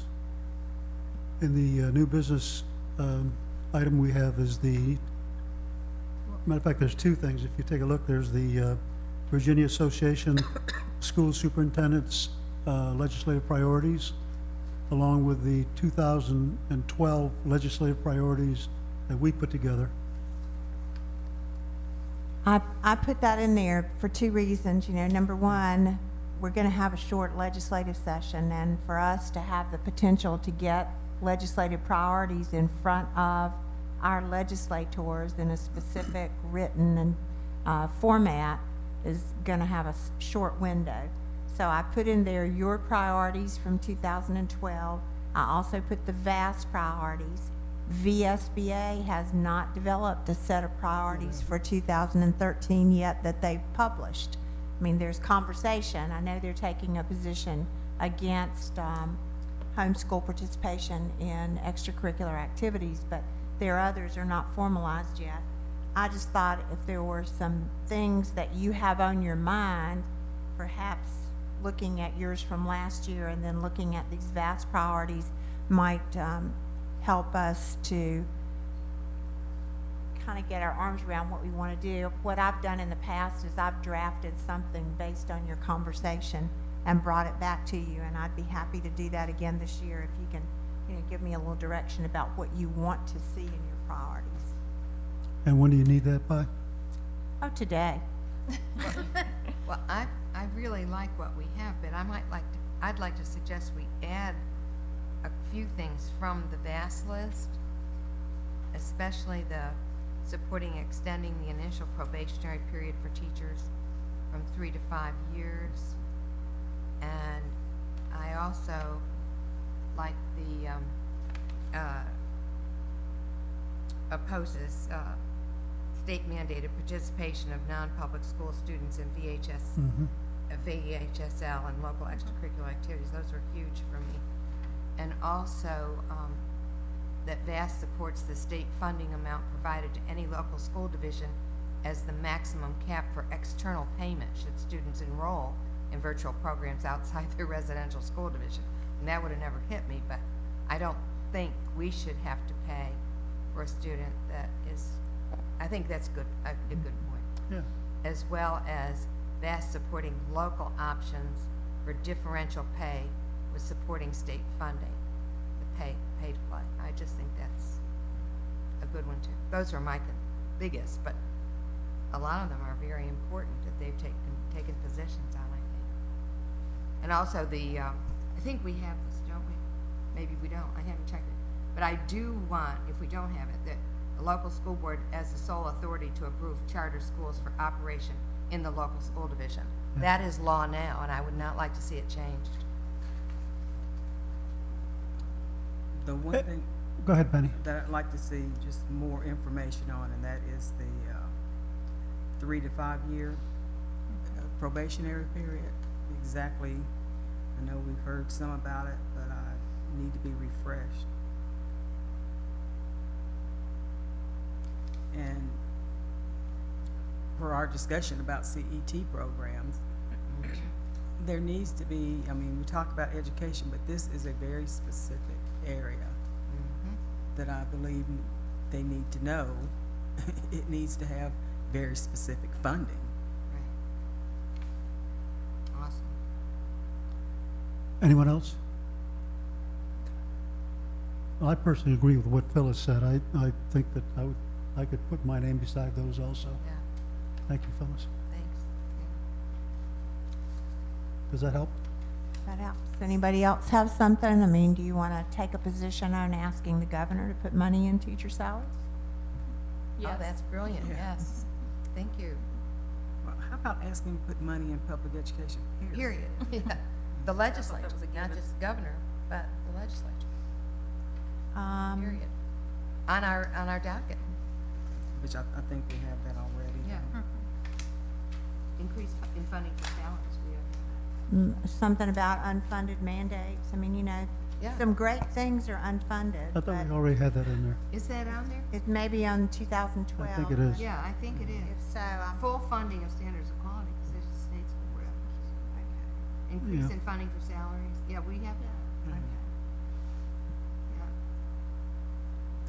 Yeah. I'll draft something and put it in your next board update. And Awesome. when I do, I'll ask you to give me some feedback in advance of the board meeting Yeah. so that I can maybe make some tweaks to it. Cool. So it would be something you'd be ready to approve, perhaps as early as the January 8th meeting. Okay. Anything else?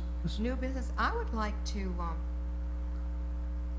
concur with the gentleman's suggestion of maybe thinking about having open meetings. I went to all of the Board of Supervisors meetings with the community And it was really helpful, I thought. I don't know that we'd need 4. Yes, I was going but to a mention that couple, too, at just if we could least. have a Yeah, at couple, least but a not couple. 4. Yeah. And I would like to ask the superintendent to perhaps bring something back to us on it, about how we would do it, and just the give and take. I always wish that I could talk to the people that are coming to the podium at our meetings, so I would like to recommend that. Well, this is interesting because I had spoken to you and, Yeah. and and Penny about the fact that I had coffee today with Madison Marie. Right. And he indicated, he said, the one thing you've got to do is you got to sit down, the school board's got to sit down with the supervisors, with the delegates, and the senator. Oh, absolutely. It's got to be done. The only way you're going to get anything, it doesn't help if we just sit down with one of those parties. He indicated, and I Absolutely. and I think we're talking about that now, and I think it was Jim O'Dowd had mentioned that, the fact that this is a step in the right direction of resolving the budget issues. Well, no, are you talking This- about meeting with legislators or I'm- local community people? I'm talking about meeting with the legislators. Oh, I was talking first about local community. Well, we've got to sit down with our legislators Oh. as a group, not just individually. Well, heck, Like we met with the delegates, Yeah. the school board did. Right. The supervisors weren't there. Right. They should have been. That's what I think. Well, the that issue is a different issue than the one, but I agree with you. I'm with you 1,000,000% if we can make that happen. Well, we have in the past had a joint meeting with Yeah. them, We but have. Yes. I believe the county already had their meeting with the supervisors this year. I mean, with the supervisors already had their meeting with the county representation last Thursday evening. And we've met individually with the delegation, but certainly you got 2 conversations going here. You've got the invitation from Mr. O'Dowd, and you've got the idea of the open meetings, like the Board of Supervisors held the open community meetings. Right. You know, my question to you is time. Yeah. I mean, Sure. and priorities with open meetings for the community. Are you talking about get past budget? Because you had a very open opportunity for the community to tell you what was on their mind about budget, although you didn't have the back and forth. What Mr. O'Dowd has talked about might be an opportunity to have some representation of this board and the Board of Supervisors, you know, have a conversation. Well, no. I mean, the Board of Supervisors, public meetings with the public, Yes. terrific. Yes, I mean, it was. It was give and take. It was very relaxed. It was very sharing. It was very, What I said is, when do you want to do it? Well, I'm not sure we do yet. Yeah, that's, Um, I'm going to bring you back any my- proposal or information. you're not sure what, Joe? I said, I'm not sure we do. I mean, it hasn't been decided by everybody. No, I know. It's just put out there. Any other comments?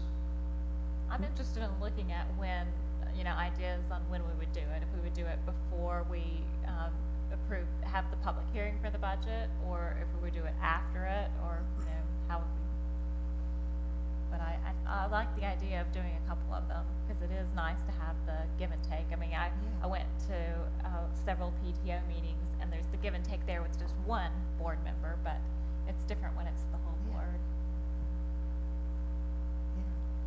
Well, do you think it would be better to do it during the budget process, or maybe later, looking forward, longer term? I mean, that, I guess, the question. The This one, time, yeah. I think, is what the superintendent said. I agree.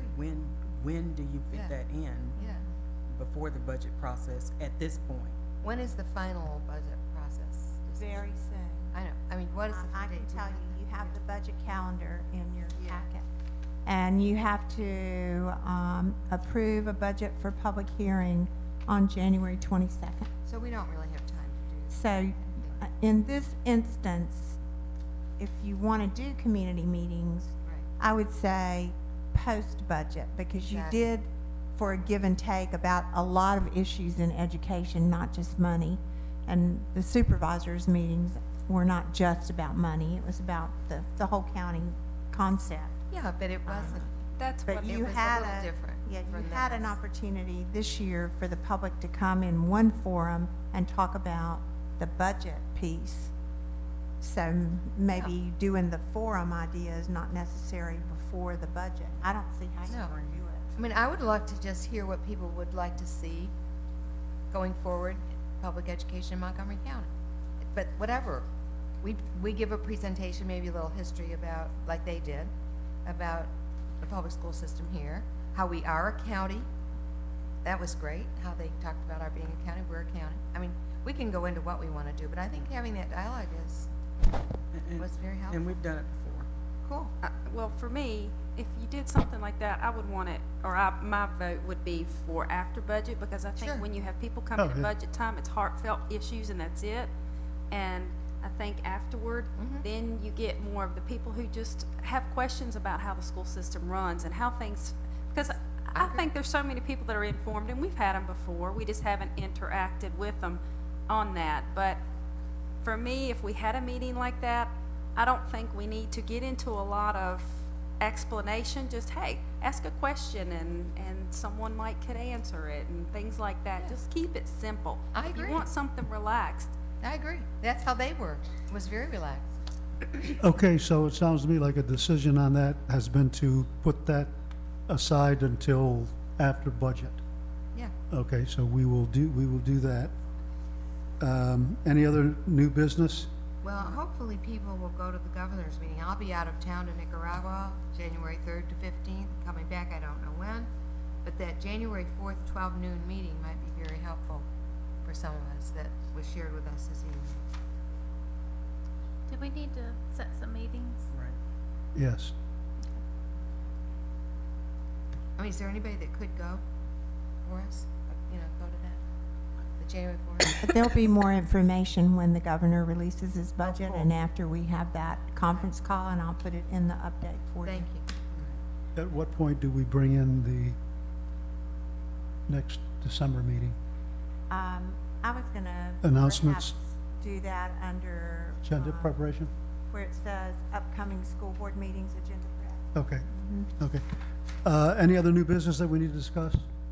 Okay, let's move on to announcements and information. Wait a minute. Don't we, under new business, Yeah. need to set a date? We can do it there, or we can do it under Agenda prep. agenda Agenda prep, prep. where we have upcoming school board meetings that are already listed and build them Right. into that calendar. We usually Okay. do it under new business. Either way, just tell me where you want to do it. Well, we have I've got it- Do some it sooner dates. than later. Well, we have it listed under agenda preparation. Okay. Okay. So are there any announcements or information? Remind folks about the Black History Quiz Bowl, February the 23rd at Christiansburg High School, 2 o'clock. Information as far as registration for high school and middle school is available in the buildings.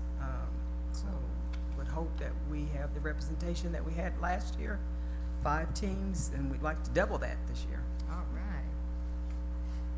And I would like to thank Blacksburg High School students. They had over 350 boxes of food for our low-income citizens in Montgomery County. It took all day to deliver it. The police department helped them. And it was really amazing what those young people are doing today, not just at BHS, but around the county and the country. I'm impressed. Thank you. Agenda preparation.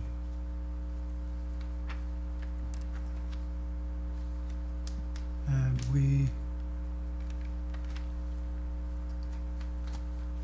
the first thing is December 18th meeting.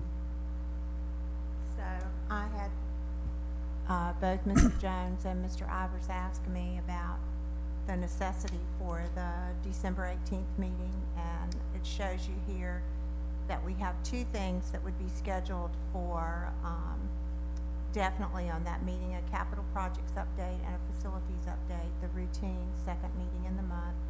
And then there might be a little bit of information about the governor's budget, but most of the information about the governor's budget wouldn't be available until the 19th, after we had the conference call with Bass. So depending upon the consensus of this board, it would be possible not to have the 18th meeting. Do I hear a motion? I believe that has to be a motion, doesn't it? To have the meeting or not have the meeting? To not have the meeting. December 18th. Cancel. Okay. Is there a motion? I'll move that we cancel that meeting unless there is a need to have it. Second. Any discussion? The only other thing that could come up is the appointment of a Christiansburg Middle School principal. We are in the middle of that process, and it would also be possible to convene a group at lunchtime to do that, as we have done in the past, should that be the desire of the board. We could have a call meeting. Any other discussion? All those in favor of postponing that meeting, canceling that meeting? We won't postpone it, we cancel it. Canceling that meeting? Please say aye. Aye. Any opposed? Okay.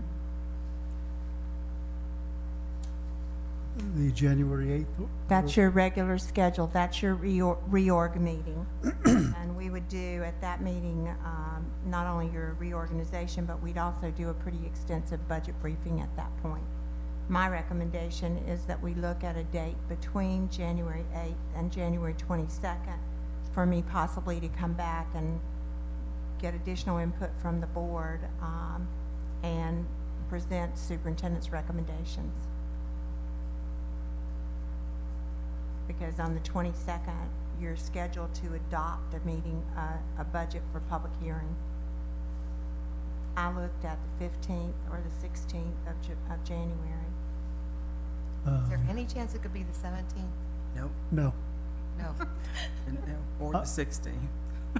If, The 15th works. hang on. 15th. Well, I'll be flying in from Nicaragua into Dulles. Sorry. You're talking, I will not be here for the 22nd, unfortunately. But I think by then, everyone will know exactly where I stand, and whether the vote is taken or not is immaterial. What was the date that you mentioned? The 15th? I think that's okay. Tuesday. Yeah, it's a Tuesday, Joe. Are we good with that? What Let- time? For safety's sake, what about the 14th? I can do the 14th. That would, Either one. 14th would Monday. help me tremendously.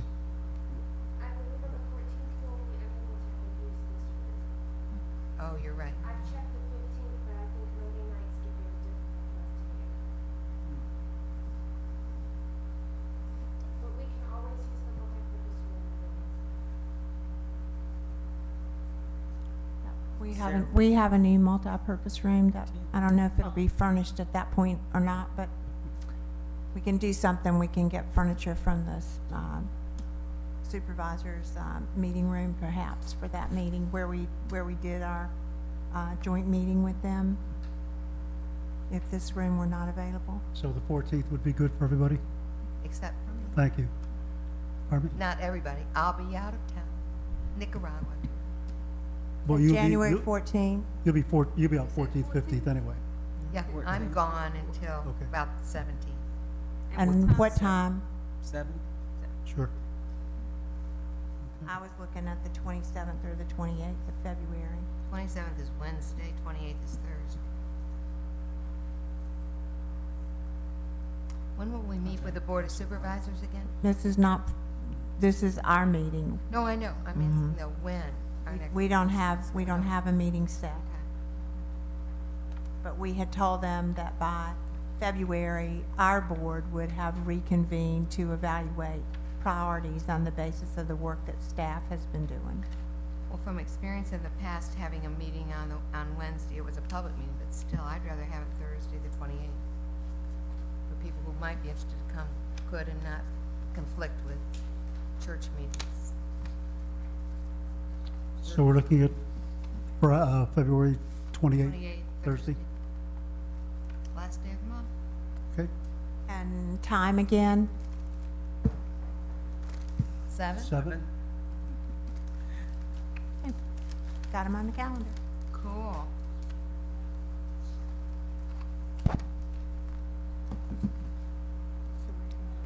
I think that's all for agenda preparation, so Do I hear a motion for adjournment? So moved. Closed section, closed section. I can't. Oh, that's right. Yeah. Thank you, thank you, thank you. It's in the, So at this time, we'll move into closed a session? motion. A motion? Do I hear a motion? So moved. Second. All in favor? Aye. Anyone opposed? Thank you.